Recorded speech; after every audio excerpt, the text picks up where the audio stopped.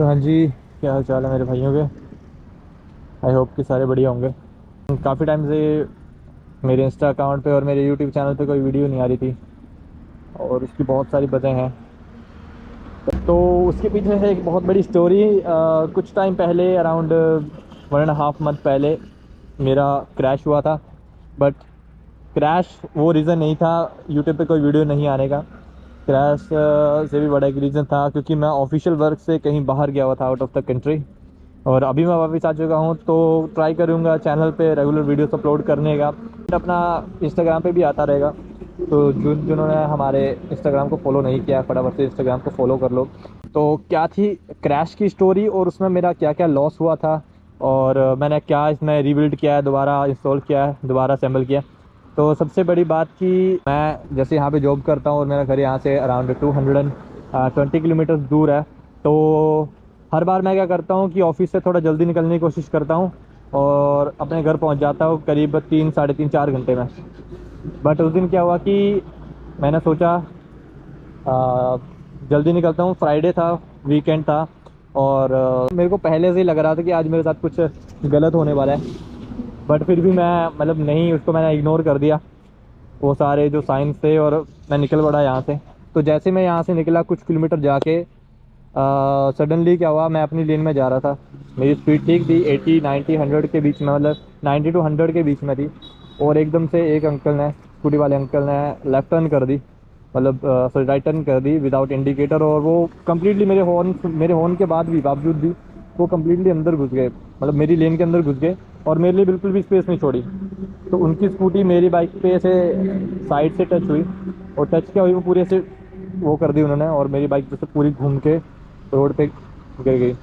और मैं around 10 to 15 metres में मैं अपनी बैक के ऊपर ऐसे स्लाइड करता हुआ जा रहा था। बट गुड थिंग कि मैंने सारे गियर्स पहने हुए थे, मेरे शूज़ जो थे बड़े बड़े प्रोटेक्टिव शूज़ जो थे, और साथ में लेग गार्ड पहने हुए थे, राइडिंग जैकेट मैंने पहनी हुई थी। तो एज सच मेरे को कोई इंजरी नहीं हुई उस टाइम पे, बस मेरे जो पैर हैं उनमें स्वेलिंग हुई थी थोड़ी बहुत। और एक यहाँ पे थोड़ा सा स्क्रैच आया था क्योंकि मेरे पास कोई राइडिंग पैंट नहीं थी, नॉर्मल पैंट मैंने पहनी हुई थी। लेग गार्ड थे, लेग गार्ड ने बहुत ज़्यादा सेफ्टी की, मेरी ये लेग फ्रैक्चर होने से बचाई है उन्होंने। और मेरी जैकेट भी यहाँ से थोड़ी फट गई थी शायद, यहाँ से। तो मतलब मेरी बाजू में कहीं कोई स्क्रैच नहीं है, ग्लव्स पहने हुए थे तो हाथ भी बिल्कुल सेफ थे। तो मतलब सब कुछ सेफ रहा, बढ़िया। बाइक में भी क्या दिक्कत आई, ये स्क्रैचेज आ गए बाइक में यहाँ पे। ये वाला मिरर जो है, क्योंकि ये बंद नहीं होता, मैंने ये मतलब फिक्स कर रखे हैं, बंद नहीं होते ये। तो ये यहाँ से टूट गया था पूरा का पूरा, सिर्फ नीचे लटका हुआ था। और बाकी कोई मतलब ऐसा कोई डैमेज नहीं था बाइक के अंदर। ये यहाँ पे देखो, यहाँ पे स्क्रैचेज हैं, ये स्क्रैच हुआ था। ये चीज़ बेंड हो गई है हल्की सी, ये देखोगे आप, ये ऐसे स्ट्रेट आ रही है, ये थोड़ी नीचे की तरफ है, ये बेंड हो गई थी। और मेरा ये वाला जो बॉडी पार्ट है ये बाहर आ गया था, बिल्कुल ऐसे खुल गया था क्योंकि वो इस तरफ से स्कूटी से टकराई थी साइड से, तो वो पूरा खुल गया था। बाकी हेड में कोई ऐसा सच डैमेज नहीं थी क्योंकि सामने से नहीं टकराई, अगर सामने से टकराती तो कहीं ना कहीं यहाँ डैमेज होती। तो यहाँ पे कोई डैमेज नहीं थी, जस्ट साइड से टकराई है तो साइड ही इसकी डैमेज हुई थी। वो भी ज़्यादा कुछ खर्चा नहीं था। उसके बाद मैंने जब बाइक सीधी करी, उठाई, तो मैंने पहले बंद की चाबी, फिर दोबारा ऑन की, स्टार्ट करके देखी, बाइक स्टार्ट हो रही थी, सब कुछ ओके था। फिर चेन जो थी वो थोड़ी सी टच हो रही थी इसके साथ, चेन कवर के साथ। चेन कवर है वो सीधा किया। ये फुट पैक भी थोड़ा सा जो है, ये देखो अभी भी बैंड अंदर की तरफ, ये भी अंदर की तरफ बैंड था काफ़ी ज़्यादा, उसको भी सीधा करवाया आगे जाके। फिर गियर्स वगैरह में कोई दिक्कत नहीं थी, सब ओके था। तो मैंने बाइक स्टार्ट की। अभी भी मेरे पास मतलब 200 किलोमीटर 250 किलोमीटर मैंने जाना था। तो फिर मैंने राइड की बाइक। लेकिन जब मैं आगे गया थोड़ा सा तो मेरे मतलब पैरों में दर्द होने शुरू हो गई। मैं जब गियर चेंज करा तो दर्द हो रही थी, गियर चेंज नहीं कर पा रहा था। तो मैंने देखा शूज़ उतार के कि क्या हुआ है मेरे पैरों में एक्चुअली। तो ये पैर इधर से ऐसे पूरा सूजा हुआ था, इस पैर में भी ये डैमेज भी हल्का हल्का आपको ये दिख रहा है थोड़ा सा। तो ये मतलब तो ठीक है, थोड़ा वैसे चलने में कोई दिक्कत नहीं है, बट उस टाइम पे बहुत दर्द हो रही थी। फिर भी मैंने उसी कंडीशन में बाइक राइड करी, घर पहुंचा। बारिश हो रही थी उस टाइम पे बहुत ज़्यादा। नॉर्मली मेरा घर पहुंचने में 3.5 4 घंटे लगते हैं, मैं अपनी स्पीड से जाता हूँ तो।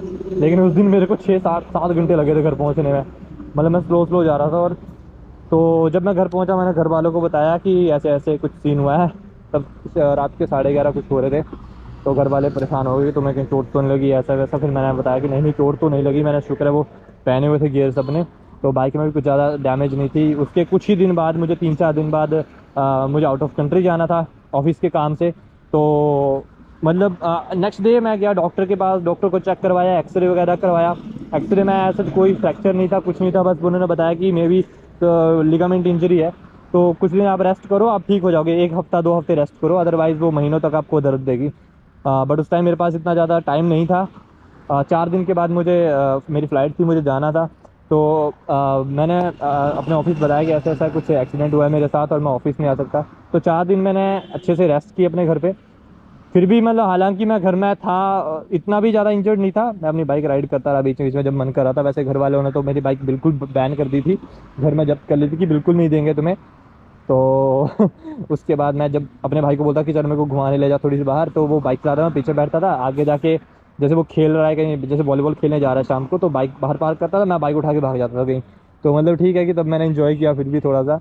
और उसके बाद मैं चला गया बाहर, तो एटलीस्ट मतलब 1 महीना मैं बाहर रहा हूँ अभी, आउट ऑफ द कंट्री।